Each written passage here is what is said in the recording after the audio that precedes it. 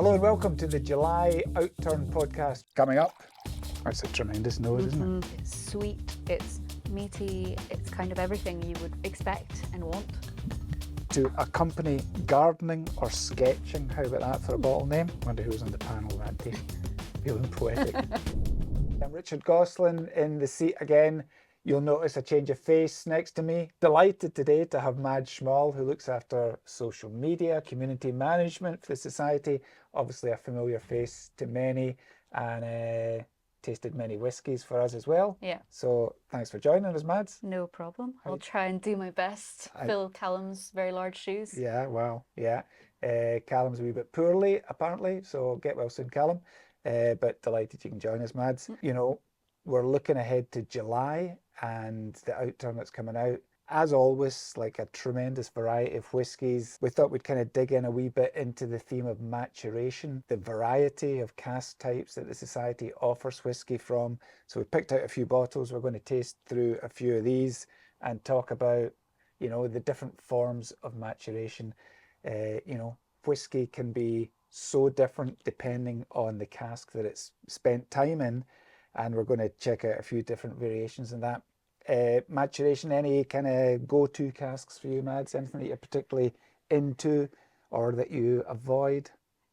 So avoid, I'm still coming around to sherry, actually. Oh, controversial. Controversial, I know, but it was one of those ones that when I first joined on paper, it looked like deep, rich and dried fruits looked like the flavor profile for me. Mm-hmm. And then I tried it and I just found it quite assertive in flavor. Yeah. But now I'm coming around to it. I still just really like ex-bourbon. Yep. Ex-bourbon does it for me. It's a good cask. Yeah. Well, we've got some good examples.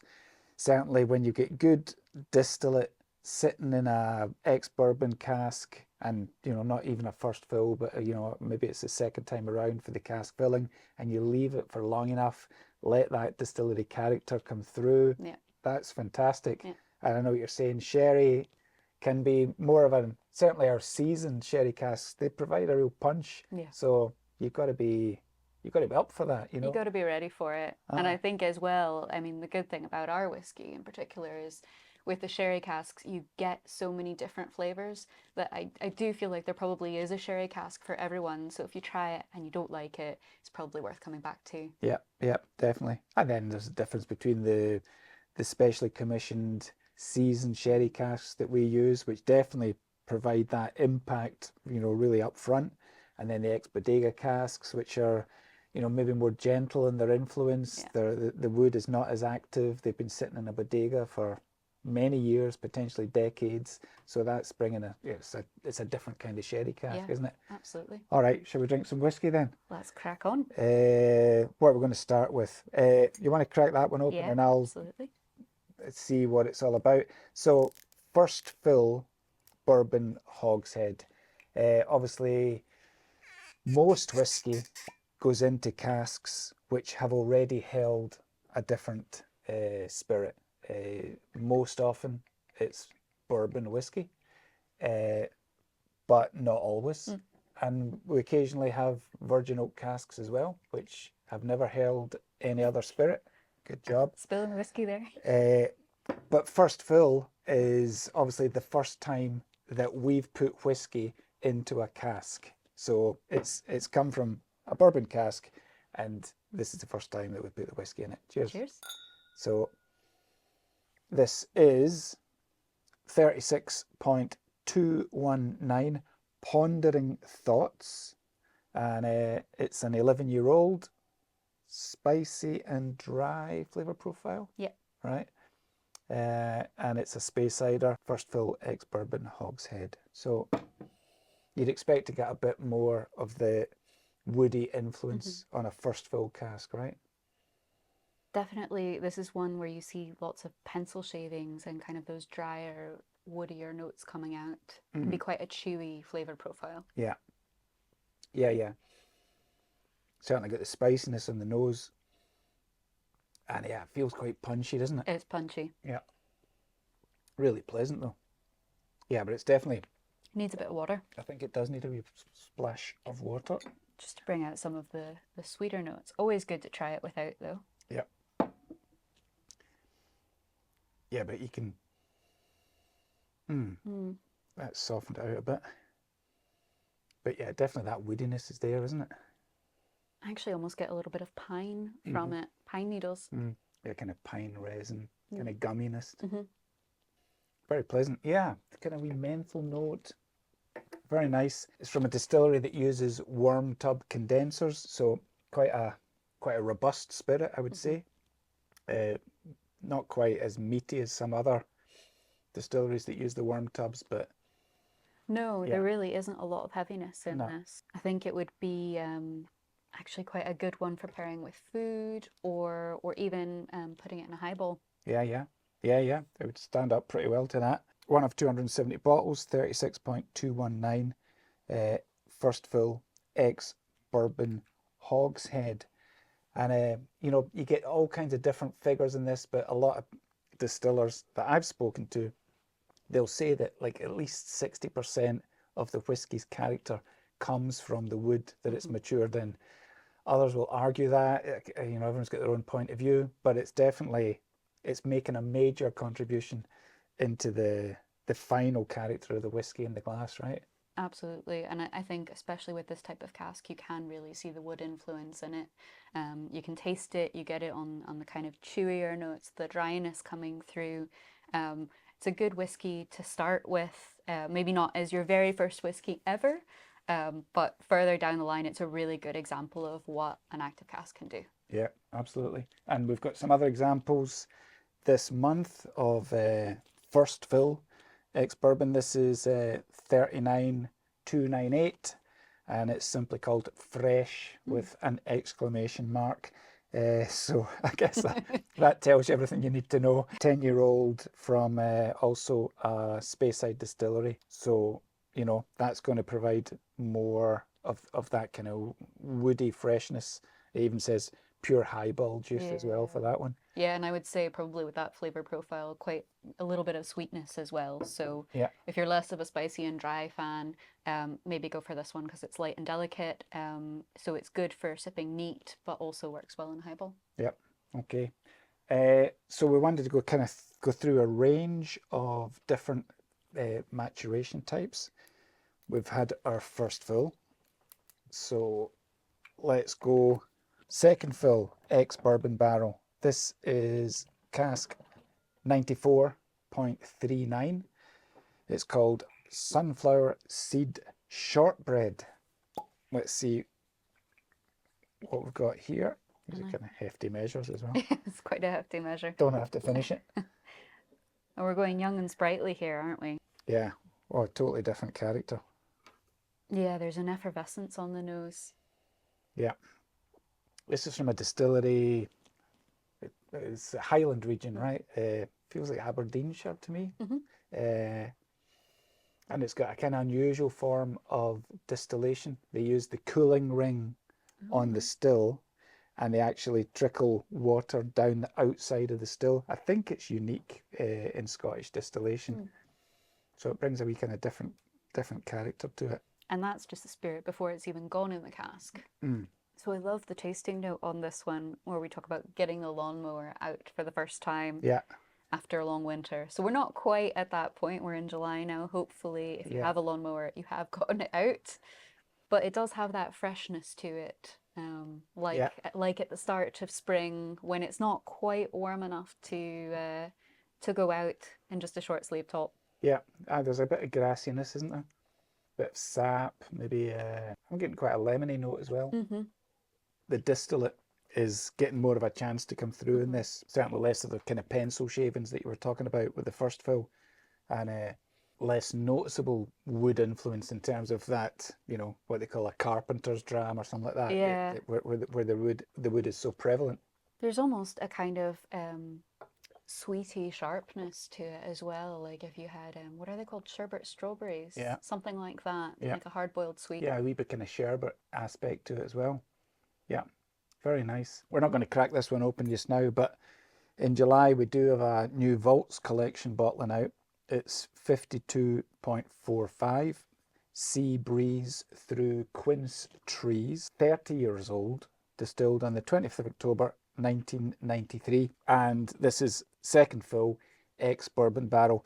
And I think, just like I was saying earlier, a classic example of taking great distillate and letting it sit for a long time without the wood having a huge kind of punchy influence. You can just leave it to rest, leave it to mature, leave it to do its thing, and ending up with a sensational whiskey after 30 years. I think this Highland spirit really shines through in this one as well.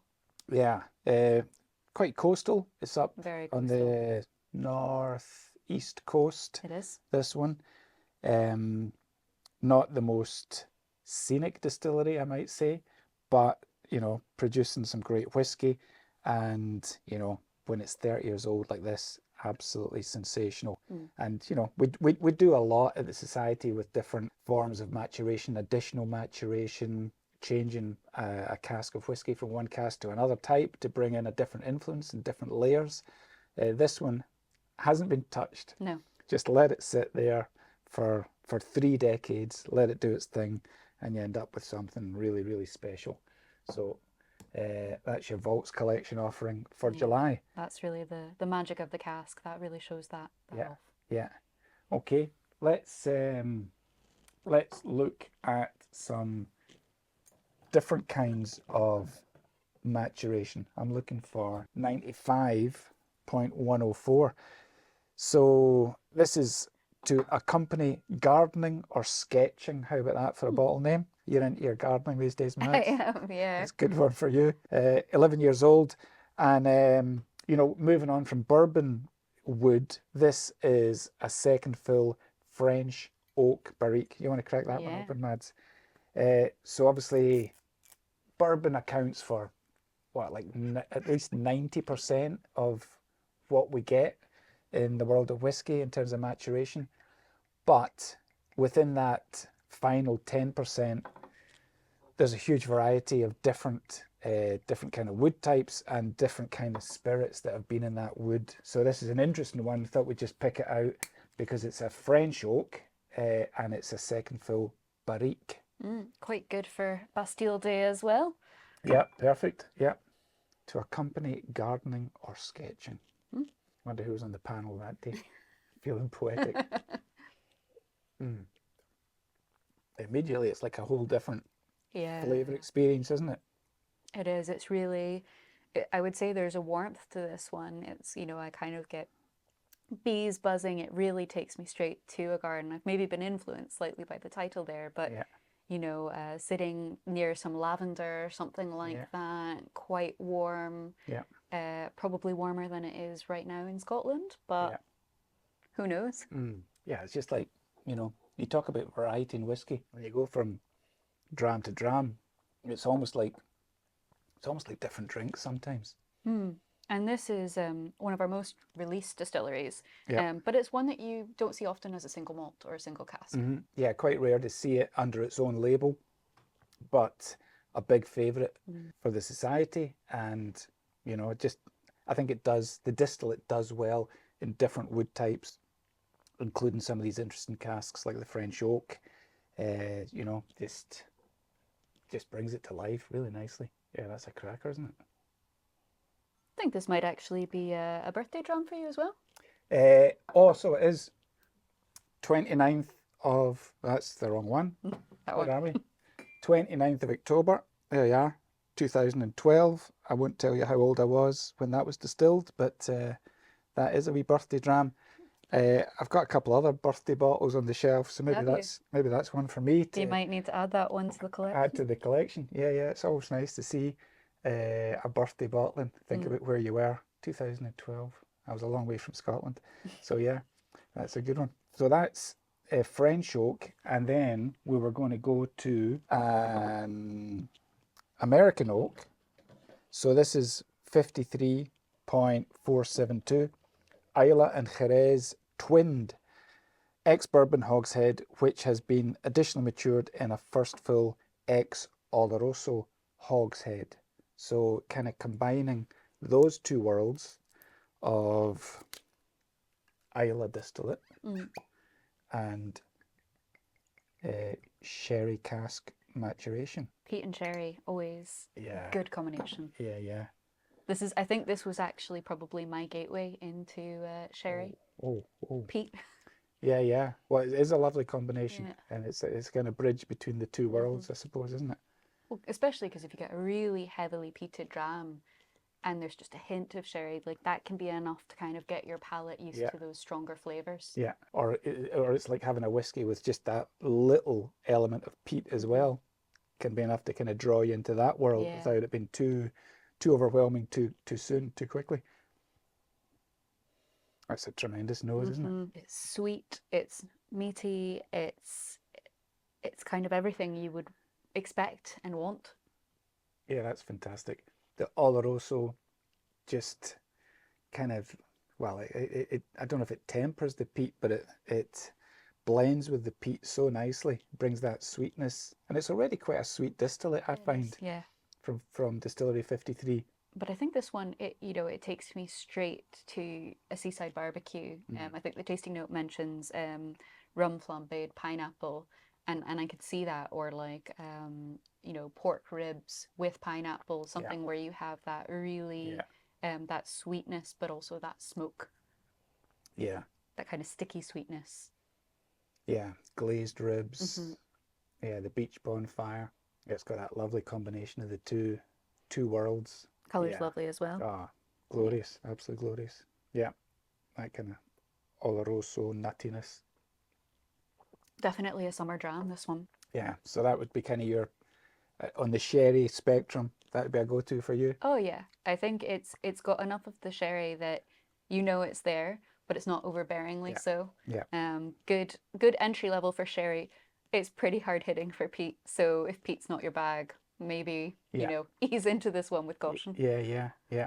I mean, everything that we get from Distillery 53, just, you can't go wrong, right? It always hits the spot, super consistent, but we do a lot of different things with it, so there's always something different to explore in terms of the distillate that we're getting from 53s, and that's a beauty. Yeah. I think 53 is one of those ones that's really good to try as a vertical tasting. Yeah. So trying different society bottlings, particularly from 53, you get such a range of flavors. You get kind of occasionally this like sweet ashiness. Then with this, you get that sweet kind of barbecuedness. So you can have more or less all of it from that distillery. Yeah. So well worth trying different ones if you're in a venue or you just happen to have a few 53s floating around at home. Yeah, do a wee tasting. Yeah, good idea. Okay, we wanted to also kind of explore the world of different toasting and charring treatments, and this is something that we see quite a lot of at the Society. We love an acronym in the whiskey world, right? We do. We love a bit of jargon, and members might be familiar with this one or might not, but we see a lot of casks. Does it actually say HTMC? Yeah, it does. This is 78.84, Mingle into Darkness. And it was first in an ex Oloroso butt, and then it went into a second fill HTMC puncheon. And there might be a lot of you going, what on earth is HTMC? Mads, tell us what HTMC. Put me on the spot. Well, but I do know this one. Well, I knew you would know. Because it's one of my favourite types of cask. Heavy toast, medium char. I think the benefit of an HTMC cask is you get a lot of sweetness coming out. So it tends to, if there is any bitterness in the spirit, take that out. And it brings all of these wonderful creamy flavours into the forefront of the whiskey. Yeah. Okay, let's try this. Yeah. HTMC, I mean, we've got, there's quite a lot of jargon to get your head around in whiskey in general, but certainly when it comes to casks, HTMC, heavy toast, medium char, we see quite a lot of STR casks. Shaved, toasted and recharred. Very good. D-char, rechar.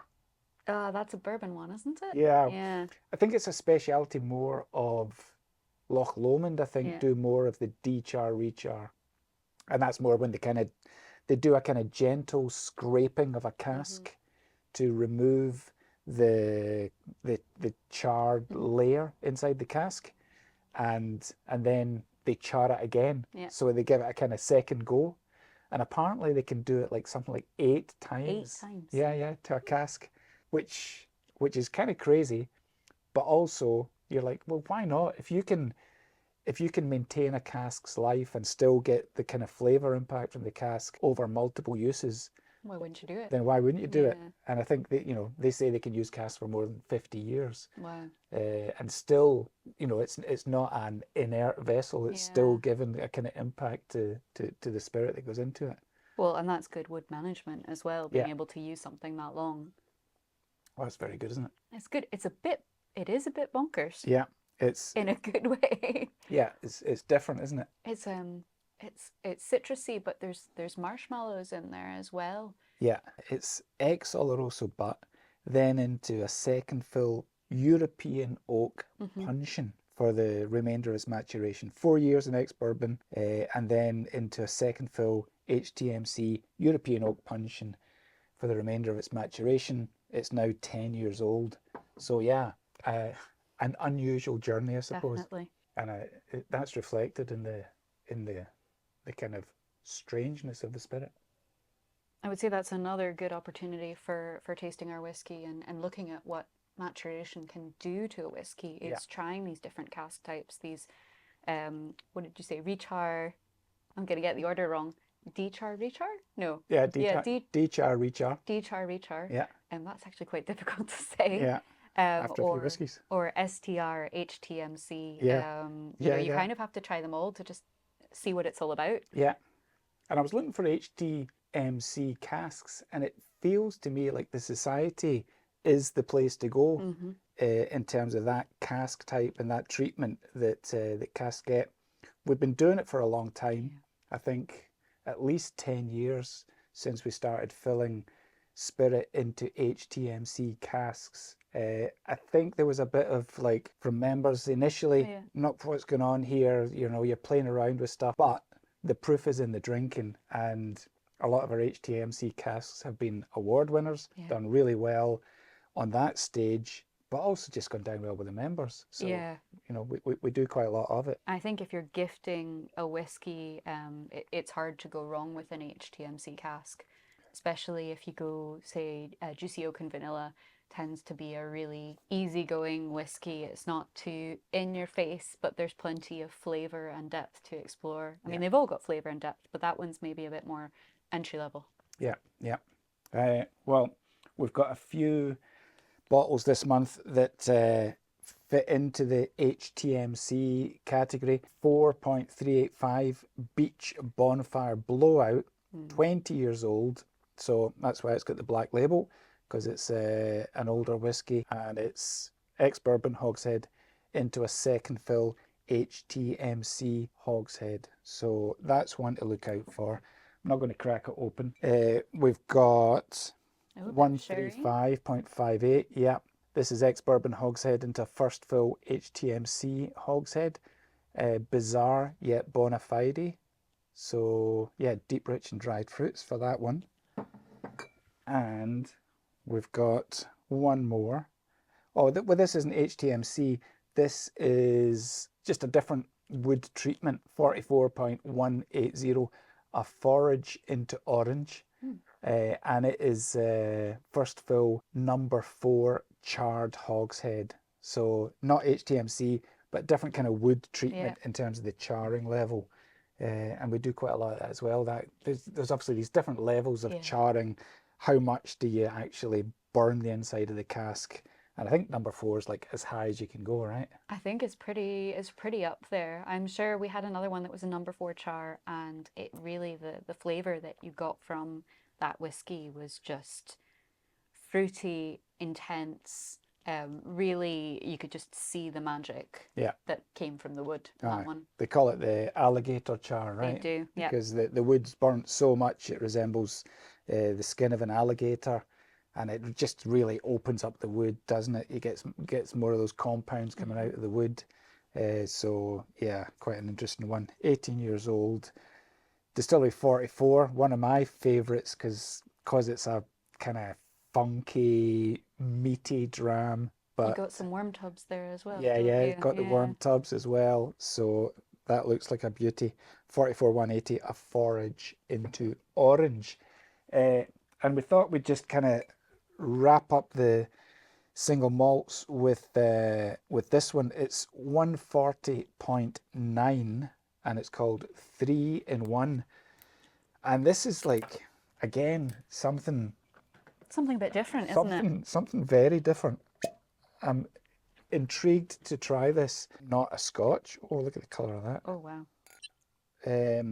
This is a single malt American whiskey. It's from a distillery in Waco, Texas, which might give it away to many of you. Oh, wow. Well, we've got the 4th of July in July. Yeah, so yeah. maybe one for then. It's only 5 years old, and I think the reason it's called 3-in-1 is because it's, even within 5 years, this has actually spent time in 3 different casks. Let me see, 27 months in a virgin European oak barrique, then 14 months in a Madeira barrique, and then into refill ex-bourbon wood. Yeah. So Wow. that's kind of a journey right there. It's quite the whiskey journey, I would say. Yeah, let's try this. Wow. Whew. Yeah, I'm getting some wine influence on the nose there. Yeah.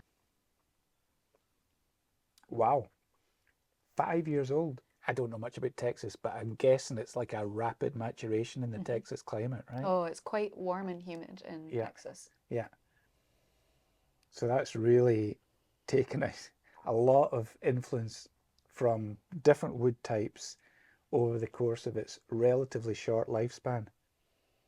And I would actually say with the sweetness that's in this dram, it's not necessarily one for drinking with Texas barbecue. However, I think you could actually make a beautiful barbecue glaze with this. Yeah.